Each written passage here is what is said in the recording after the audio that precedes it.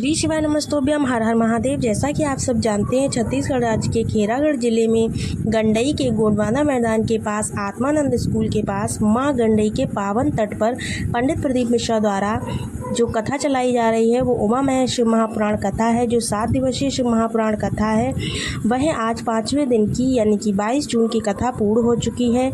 इसका जो समय है कथा का वो 2 बजे से लेकर 5 बजे तक का है। आज की कथा में बताए गए विशेष उपाय, पत्र व जानकारी के साथ इस वीडियो को शुरू करते हैं।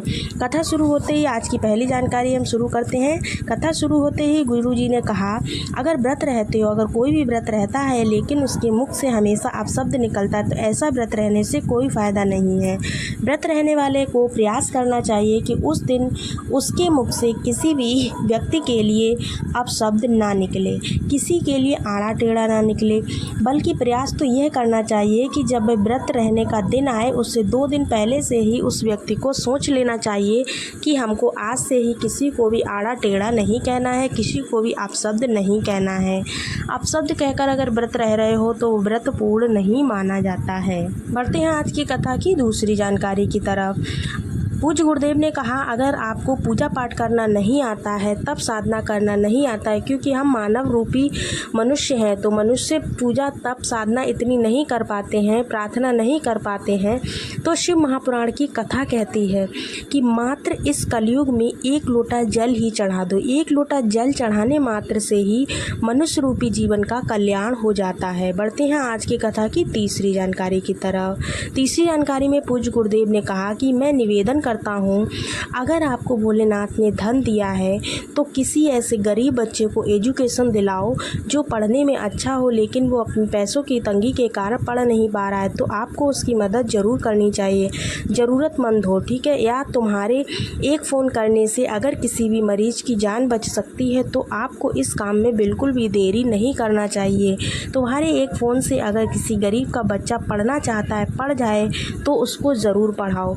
इस तरह अपने धन का हमेशा ही सदुपयोग करो, धर्म के कार्यों में लगाओ, जिससे कि तुम्हारे धन में और ज़्यादा बढ़ोतरी होती है। बढ़ते हैं आज की कथा की चौथी जानकारी की तरफ। चौथी जानकारी में पूज्य गुरुदेव ने कहा कि भगवान के दरवाजे पर जब भी जाओ तो तुम्हारे पास कितनी भी डिग्रियां हो, कितने भी कागज़ हो, कितना भी पैसा हो, कितना भी धन हो, कितना भी ज्ञान हो, ये सब भगवान नहीं देखता है। भगवान देखता है तो केवल तुम्हारा मन देखता है। भले ही गरीब हो या रईस हो, लेकिन जब भगवान के दरवाजे पर कोई भी जाता है वो मन से जाता है तो गरीब को भी अमीर और अमीर को भी गरीब बना देता है। इसलिए भगवान के दरवाजे पर जब भी जाओ तो धनी, करोड़पति या लखपति बनकर मत जाओ। बढ़ते हैं आज की कथा की 5वीं जानकारी की तरफ। आज की कथा में गुरुजी ने बताया कि केवल प्रदोष का दिन ऐसा होता है। प्रदोष के दिन शिव पार्वती, भगवान शिव और माता पार्वती एक साथ पूरे दिन प्रदोष काल तक, प्रदोष काल का समय जो शाम का होता है तब तक महादेव और पार्वती अपने भक्तों का कल्याण करने के लिए उनके दरवाजे पर ज़रूर जाते हैं। सोमवार की अष्टमी पड़ जाती है तो बहुत अच्छी बात है, सोने पर सुहागा है। अगर इस दिन आप किसी भी प्रकार की कामना करते हैं या मनोकामना करते हैं या भगवान की आराधना करते हैं, साधना करते हैं तो भगवान भोलेनाथ तुम्हारी साधना ज़रूर सुनते हैं। बढ़ते हैं आज की कथा की 6वीं जानकारी की तरफ। कुछ लोग कहते हैं कि लक्ष्मी जी की प्राप्ति के लिए शुक्रवार का दिन होता है, केवल शुक्रवार के दिन ही लक्ष्मी माँ को प्राप्त किया जा सकता है। लेकिन शिव महापुराण की कथा कहती है जब भगवान नारायण के साथ माँ लक्ष्मी का विवाह, मंगल विवाह माँ ख्याति ने करवाया था, तब माँ लक्ष्मी ने महादेव से एक प्रश्न पूछा कि हे महादेव, मेरा विवाह तो नारायण के साथ हो गया है, अब आप बताइए कि मेरे लिए क्या आज्ञा है। इस पर महादेव ने माँ लक्ष्मी से एक ही बात कही थी कि तुम जाकर बेलपत्र वृक्ष के नीचे बैठ जाना, वहीं पर बैठी रहना, मेरा जहाँ शिवालय हो वहाँ मंदिर के बाहर पर बैठना। जो भी भक्त सोमवार के दिन मेरे मंदिर में 1 लोटा जल चढ़ाकर जाता है तो तुम उसके पीछे पीछे उसके घर तक धन धान्य के भंडार भरने के लिए ज़रूर जाना। बढ़ते हैं आज की कथा की 7वीं जानकारी की तरफ। अगर सोमवार के दिन आप अभिषेक कर रहे हैं, शिव जी का गुणगान कर रहे हैं, शिव जी का अनुष्ठान कर रहे हैं, शिव जी की स्तुति कर रहे हैं, शिव जी का स्मरण कर रहे हैं तो लक्ष्मी कल्याण जरूर करती है। सोमवार के दिन अगर आप कोई भी शुभ कार्य करते हैं तो उस दिन माँ लक्ष्मी हमेशा आपके साथ होती हैं। बढ़ते हैं आज की कथा की 8वीं जानकारी की तरफ। आज की कथा में गुरुजी ने एक कहानी सुनाई, जो कहानी एक भक्त की थी। एक बार महादेव माता पार्वती को भ्रमण पर ले गए। जब वे भ्रमण पर ले जाने के लिए हुए तो माता ने पूछा कि आज हम कहाँ जा रहे हैं। तब महादेव ने कहा कि हम आज एक भक्त के यहाँ भ्रमण पर जा रहे हैं। तब उन्होंने कहा कि तो हमें भ्रमण पर कैसे जाना है। तब महादेव ने रूप बदला और एक साधु का रूप ले लिया और माता पार्वती व नंदी ने भी अपना रूप बदल लिया। रूप बदलकर वे एक नगर की कुटिया में निवास करने लगे।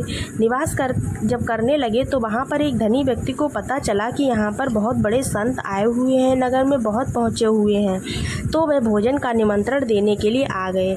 इस पर महादेव बोले, मैं केवल लखपति और करोड़पति के यहाँ ही भोजन करने जाता हूँ। ऐसा सुनकर वह वहाँ से चला गया। जब दूसरा सेठ आया तो उसको भी महादेव ने यही कहा। इसी प्रकार से बहुत सारे सेठ आए और चले गए, लेकिन महादेव किसी के यहाँ भी भोजन करने नहीं पहुँचे। तभी वहाँ रहने वाले रहनु व्यक्ति के पास माता पार्वती पहुँच गई, एक बूढ़ी माँ का रूप रखकर। इस पर उन्होंने रहनु से कहा कि तुम्हारे यहाँ इतने बड़े संत आए हुए हैं, तुमने उनको भोजन पर नहीं बुलाया। इस पर रहनु बोला कि वे केवल लखपति और करोड़पति के यहाँ ही भोजन करने जाते हैं, ऐसा मैंने सुना है। तब माँ ने कहा, तुमने सुने हुई बात पर कैसे विचार कर लिया? तुमको उनके पास जाकर निमंत्रण देना चाहिए। तुम एक बार उनको निमंत्रण देकर तो आओ, संत कभी भी भोजन करने नहीं आते हैं। माता ने कहा, वह केवल तुम्हारे कष्टों को हरने के लिए आते हैं, जाओ। फिर वह जाकर भोलेनाथ से प्रार्थना करने लगा, दंडवत प्रणाम किया। उस समय महादेव अपनी साधना में लीन बैठे थे। वह भी इंतजार कर रहे थे कि ये भक्त कब मेरे पास आए। फिर उसने महादेव को जाकर निमंत्रण दिया। तब महादेव उसके साथ चल दिए उसके यहाँ भोजन करने के लिए।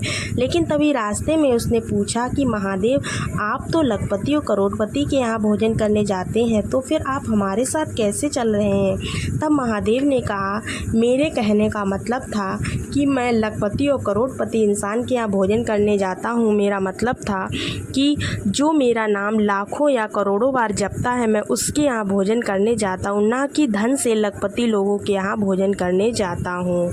इस प्रकार ये कहानी थी, जिससे हमें सीख मिलती है कि हमें किस प्रकार से महादेव की भक्ति और शक्ति करनी चाहिए।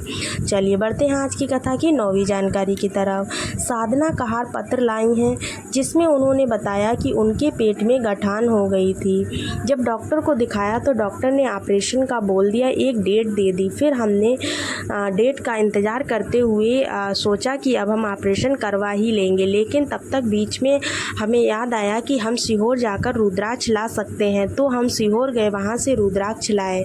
रुद्राक्ष लाने के बाद उसको मैंने पानी में गलाकर उसका जल पिया, आचमन किया, बेलपत्र भी खाई। इस प्रकार से मैंने कुछ दिन किया। उसके बाद जब मेरी डेट पास में आई तो मैंने जाकर जांच करवाई। जांच करवाने पर मेरे पेट में एक भी गठान नहीं थी, सारी गठानें ठीक हो गई थी।